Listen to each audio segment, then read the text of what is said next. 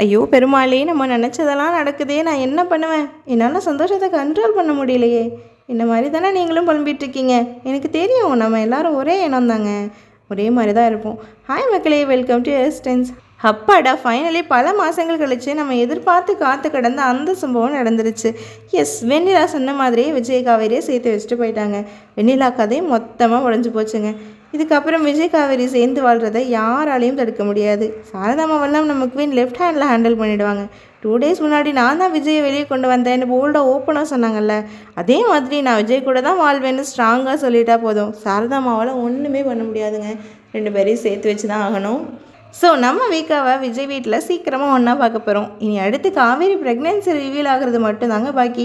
அதுவும் சீக்கிரமாக நடக்க போகுது. இந்த நல்ல காரியம் கண்டிப்பாக யமுனாவால் தான் நடக்க போகுதுன்னு தோணுதுங்க. யமுனாவை தான் மழை போல் நம்பியிருக்கேன், கொஞ்சம் பார்த்து பண்ணுமா.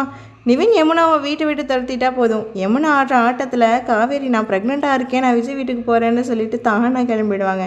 அந்த அளவுக்கு யமுனாவுக்கு பொட்டென்ஷியல் இருக்குது. ஆனால் யமுனாவை நிவின் துரத்தி விட்டுட்டா அதுக்கும் காவேரியை தான் திட்டுவாங்க. பாவம், நீ தானே கல்யாணம் பண்ணி வச்ச, இப்போ என் பொண்ணை பாரு வாழை வெட்டியாக வந்து நிற்கிறா அப்படின்னு சொல்லி காவேரியை தான் கஷ்டப்படுத்துவாங்க. பட் இட்ஸ் ஓகே, பார்த்துக்கலாம். எல்லோரும் சேர்ந்து பண்ண போகிற டார்ச்சரில் காவேரி பர்ஸ்ட் அவுட் ஆக நிறைய சான்சஸ் இருக்குது.